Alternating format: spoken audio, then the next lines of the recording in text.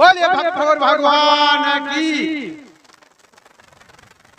ये सत्संग है और सत्संग शांति का सत्संग होता है, लेकिन आज गर्मी भी ज्यादा है, इसलिए सबके मन के अंदर क्रांति आ रही है।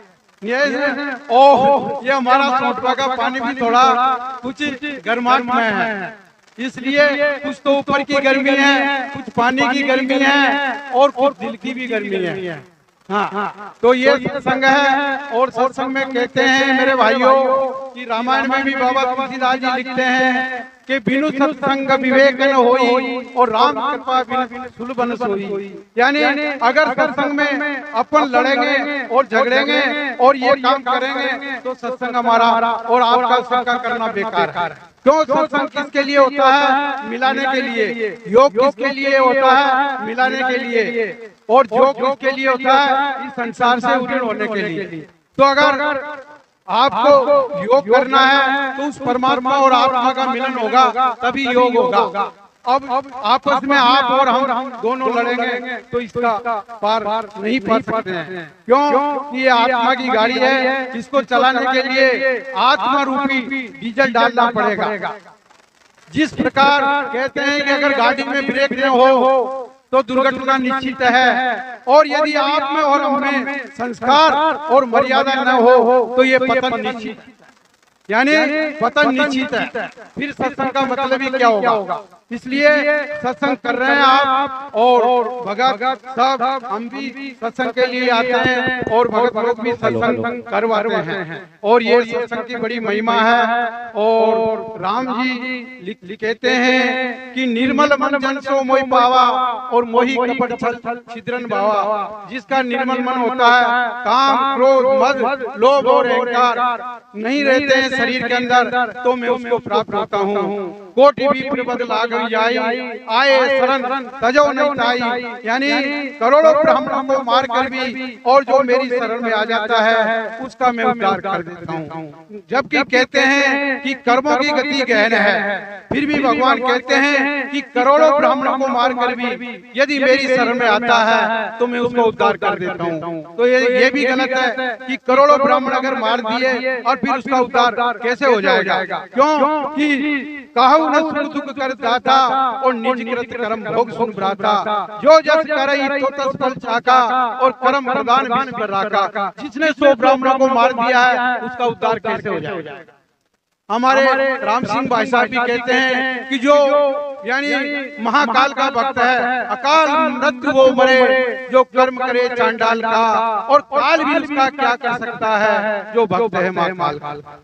यानी इस सत्संग में आप सभी यानी ओम नमः शिवाय से जुड़े हुए हैं और आपका काल भी कुछ नहीं कर सकता है। क्यों कि ये सील लगी हुई है, ओम नमः शिवाय भोलेनाथ की आप पे सील लगी हुई है। इसलिए सत्संग के महत्व को जानो, सत्संग के महत्व को समझो।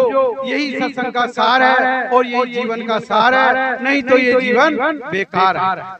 जय हो कि 83,0999 योनि हमारे जो पांडोली वाले भाई साहब समुदयाल जी ने बताई है। इसमें एक योनि ही ये मनुष्य योनि ऐसी है जो आप इसमें समझ भी सकते हैं, कार्य भी कर सकते हैं और अपना किया हुआ कर्म जो है उसका भुगतान भी कर सकते हैं। क्यों कि जब तक आपका किया हुआ कर्म भुगतान नहीं होगा तब तक इस संसार से आप मुक्त नहीं हो सकते हैं। जन्म मरण चलता रहेगा, 84 लाख योनि में भोगते रहोगे और आपका कोई बेड़ा पार नहीं है।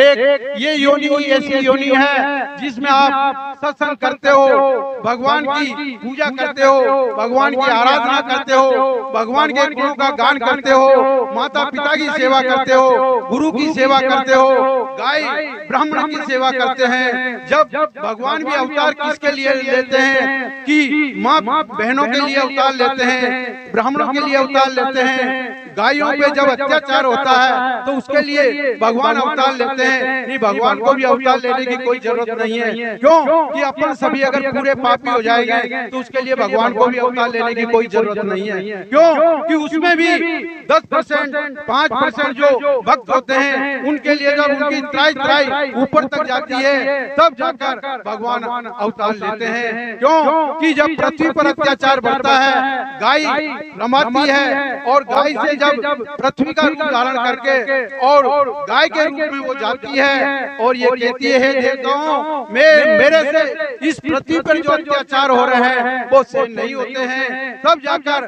ब्रह्मा जी के पास जाती है, विष्णु के पास जाती है और शंकर के पास जाती है।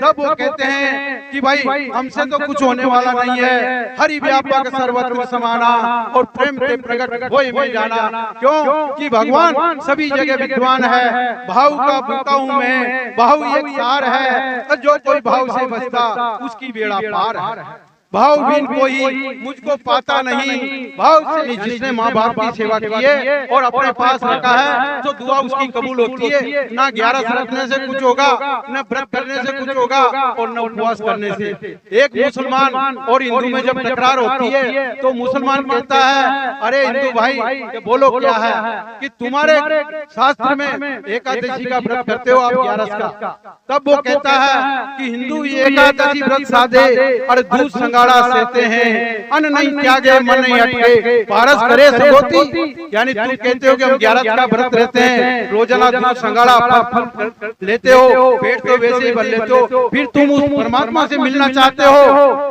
तब हिंदू कहता है बात तो तेरी सही है भाई मुसलमान भाई, लेकिन तुम भी याद रखो कि मुस्लिम नवाज गुजारे अरे बिस्मिल बाद पुकारे और इनकी विधि किस विधि होगी जो सांझी मुर्गी मारे।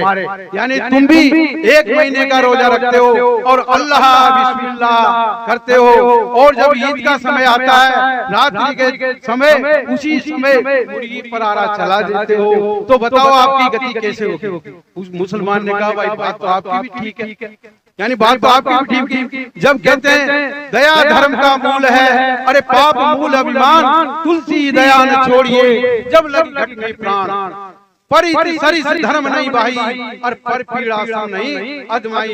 यानी महावीर बुद्ध ने भी कहा है जियो और जीने दो, गौतम बुद्ध ने कहा अहिंसा परमो धर्म, यानी दूसरों की सेवा करना ही धर्म है और दूसरे को दुख देना ही पाप है। ना कोई पाप है ना कोई पुण्य है। तो फिर मैं इतना कहकर अपना स्थान ग्रहण करता हूँ, क्योंकि बाकी और भी बोलने वाले हैं।